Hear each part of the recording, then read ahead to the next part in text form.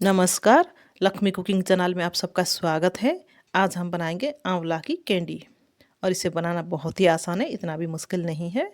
और ये आंवला खाने में बहुत ही अच्छी लगती है। जो आंवला की कच्चे आंवला भी अच्छी लगती है, कैंडी बनाकर खाओ तो भी और भी अच्छी लगती है। और ये हेल्थ के लिए बहुत ही फ़ायदेमंद होती है। और यहाँ पर हमने करीब 8-10 किलो आंवला लिए हैं और ये हमारी खुद की पेड़ की है, जो हमारी खेतों में है पेड़, हम वहीं से लाए हैं। और ये जो पेड़ आंवला की पेड़ है काफ़ी साल पुराना है, करीब 15-20 साल पुराना है, इसीलिए आंवला थोड़ा छोटे छोटे हैं।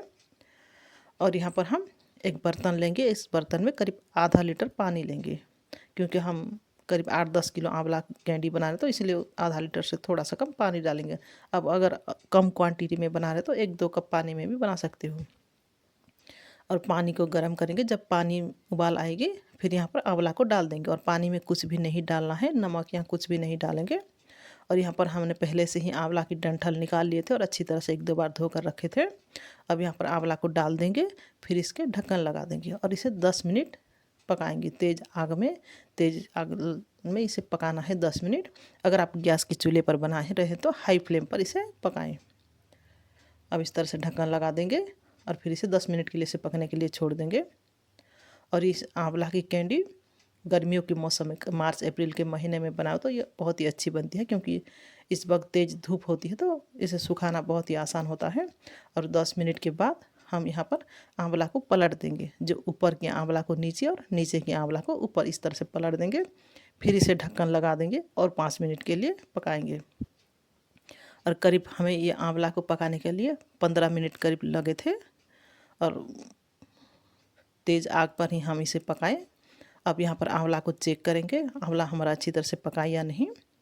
और इस तरह से एक आंवला को लें, फिर हाथों में हल्का सा दबा दें ताकि ये अच्छी तरह से इसके किनारे फटने लगे, तो समझ लेना जो आंवला है अच्छी तरह से पकी हुई है। अब यहाँ पर आंवला को हम नीचे उतारेंगे, फिर इसे इसका जो पानी निकाल लेंगे। और यहाँ पर हम पानी निकालने के लिए एक कूला लिए हैं और ये बांस की लकड़ी से बनाते हैं। और हमारे यहाँ इसको धान चावल पछाड़ते हैं, इसको कूला बोलते हैं। और इस कूला में अगर आपके पास जाली वाली छलनी है तो आप जाली वाली छलनी पर भी इसे निकाल सकते हैं। हम ज़्यादा क्वांटिटी में बना रहे हैं तो इसलिए इतनी बड़ी छलनी नहीं है, हम इसलिए कूले पर इसे, इस कूला पर इसे निकाल लेंगे और इसका सारा पानी निचोड़ देंगे।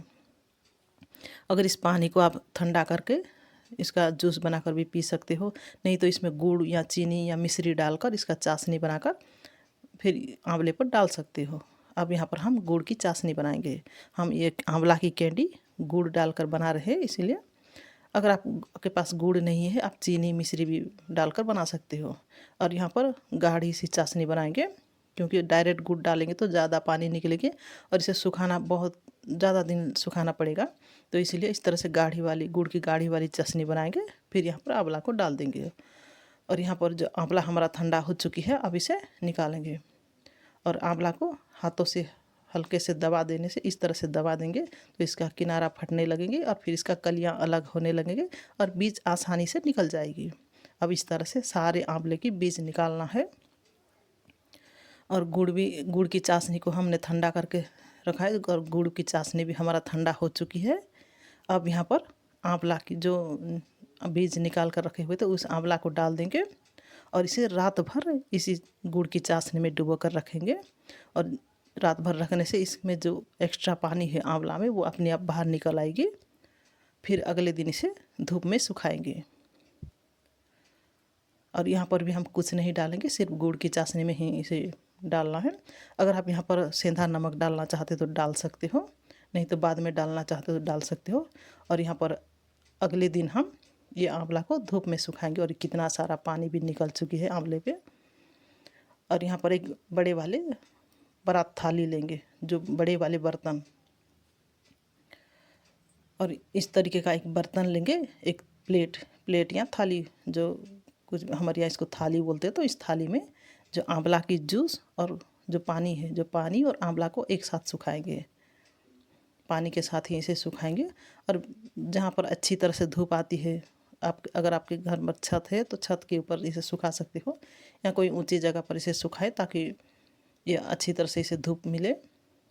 और बीच बीच में इसे चलाते रहिए, ऊपर नीचे करते रहिए ताकि ये इसका जो पानी जल्द से जल्द सूख जाए। अब इस तरह से हमने इसको सुखा दिए हैं। और फिर अगले दिन 2 दिन के बाद ये आंवला करीब ये 50% सूख चुकी है। अब थोड़ा सा ही पानी बचा है, फिर इसे और 1 दिन सुखाएंगे। जब ये पानी अच्छी तरह से सूख जाएगी फिर इसके बाद इसे एक पॉलीथीन में सुखा लेंगे। और मार्च अप्रैल मई के महीने ज़्यादा धूप होती है, तो इस तरह से आंवला कैंडी हो या बड़ी पापड़ कुछ भी अचार बनाना बहुत ही आसान होता है, क्योंकि तेज़ धूप होती है। अब यहाँ पर जो सारा पानी सूख चुका है आंवला की, अब इसे एक पॉलीथीन में इस तरह से खटिया पर एक पॉलीथीन बिछा देंगे। अगर आपके पास छत है तो छत के ऊपर एक पॉलीथीन बिछा दो, फिर उसके ऊपर इस तरह से आंवला को डाल दो, चारों तरफ से अच्छी तरह से फैला दो। अब यहाँ पर ये अच्छी तरह से इस तरह से फैला देंगे, फिर 1-2 दिन इसे सुखाएंगे। इसे ज़्यादा भी नहीं सुखाना है, थोड़ी सी सॉफ्ट रखेंगे। करीब हमें ये आंवला की कैंडी बनाने के लिए 4 दिन लगे थे सुखाने में। अब यहाँ पर जो आंवला की कैंडी हमारा अच्छी तरह से सूख चुकी है, करीब ये 4 दिन के बाद ये इस तरह से सूख कर तैयार हो चुकी है। और ये गुड़ की वजह से थोड़ी सी काले रंग दिखने लगी है। अगर आप यहाँ पर चीनी और मिश्री डालोगे तो उसका कलर थोड़ा सा अलग दिखेगा। हमें गुड़ में ही अच्छा लगता है तो हम गुड़ ही डालते हैं। अब इस तरह से सारे जो कैंडी हमारा सूख चुकी है, अब इसे एक थाली में निकाल लेंगे, फिर इसे एक जार में स्टोर करके रखेंगे। हम हर साल बनाते हैं क्योंकि हमारे घर में सारे लोगों को ये कैंडी पसंद होती है और ये ख़राब भी नहीं होता है। 1 साल भी रहे, 1 साल 1.5 साल तक भी रहता है, ये ख़राब नहीं होता है। तो फ्रेंड्स, ये बन के रेडी हो गया हमारा आंवला की कैंडी।